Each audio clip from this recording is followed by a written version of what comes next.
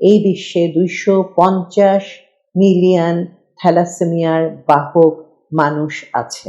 Thalassaemia শিশু জন্মগ্রহণ করাকে তারা অনেকটাই ব্যাহত করতে পেরেছে।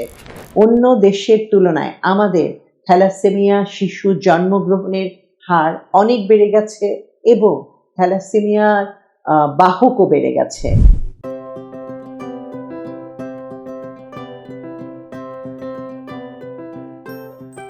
প্রতি বছর 8ই মে বিশ্ব থ্যালাসেমিয়া দিবস নামে একটি দিবস উদযাপিত হয় সমগ্র পৃথিবীতে, কারণ এই বিশ্বে 250 মিলিয়ন থ্যালাসেমিয়ার বাহক মানুষ আছে।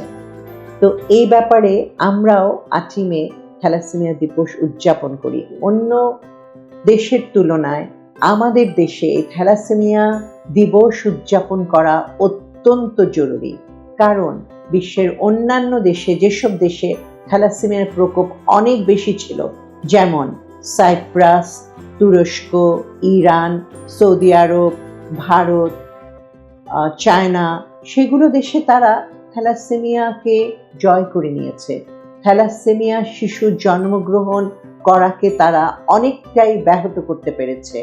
সাইপ্রাসে তো বলতে গেলে তারা 100% সাফল্য অর্জন করেছে, ইরানেও প্রায় 80% সাফল্য অর্জন করেছে, কিন্তু আমাদের দেশে এ ব্যাপারে আমরা এখনো শূন্যতার গর্ভে রয়ে গিয়েছি।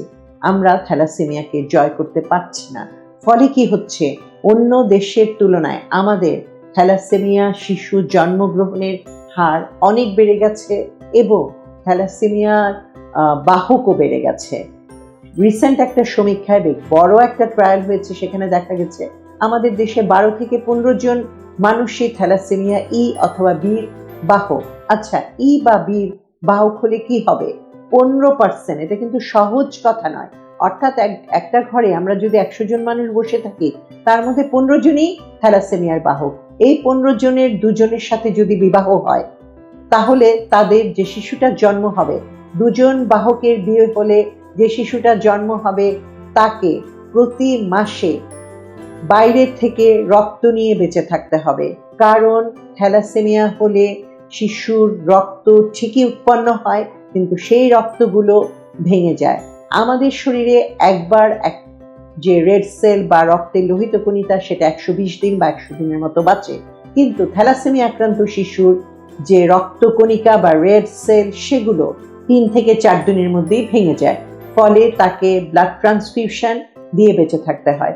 একটা থ্যালাসেমিয়া শিশু জন্মগ্রহণ করা একটা মায়ের জন্য ভয়ঙ্কর বিপদের ব্যাপার। মা না, মা, বাবা, ফ্যামিলি সবার জন্যই। কারণ কি হচ্ছে, একটা শিশুকে প্রতি মাসে ডাক্তারের কাছে নিয়ে যাওয়া, হাসপাতালে নিয়ে যাওয়া, রক্তের বন্দোবস্ত করা, এর মধ্যে যদি আবার হয় যে rare blood group B negative, A negative, AB positive, AB negative, তাহলে তো মানে আরো কঠিন অবস্থা হয়।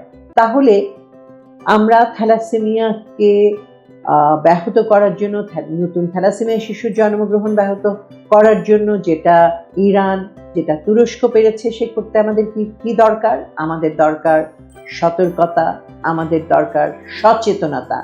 আজকে থ্যালাসেমিয়া, বিশ্ব থ্যালাসেমিয়া দিবসের যে প্রতিপাদ্য বিষয়, সেখানে বলা হয়েছে থ্যালাসেমিয়া আমরা সবাই একত্রিতভাবে কাজ করব এবং প্রায়োরিটিজ ফর পেশেন্টস, থ্যালাসেমিয়া আক্রান্ত যারা হয়েছে তাদেরকে আমরা সর্বোচ্চ সহযোগিতা করব। এই থিমের উপর দাঁড়িয়ে আজকে আমি থ্যালাসেমিয়া দিবসে বলবো, আসুন আমরা সচেতন হই, আসুন আমরা সতর্ক হই। এটা সহজভাবে নেয়ার কোনো বিষয় নয়। আমাদের সরকারি উদ্যোগ চলছে, কিন্তু যতক্ষণ পর্যন্ত সরকারি উদ্যোগটা পর্যাপ্ত পরিমাণ না হচ্ছে, সেক্ষেত্রে আমরা সবাই সচেতন হয়ে যাই। 15 জন 100 জনের মধ্যে 15 জন মানুষ থ্যালাসেমিয়ার বাহক, তার মধ্যে যে কোনো সময় যে কোনো ঘরে থ্যালাসেমিয়া আক্রান্ত শিশু জন্মগ্রহণ করতে পারে। তাহলে আমরা কি করব?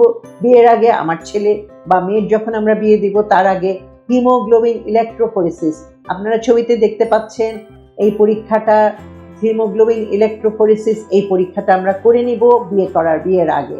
যদি আমি বাহক হয়ে থাকি, তাহলে পরবর্তীতে আমি আরেকজন বাহককে বিয়ে করব না।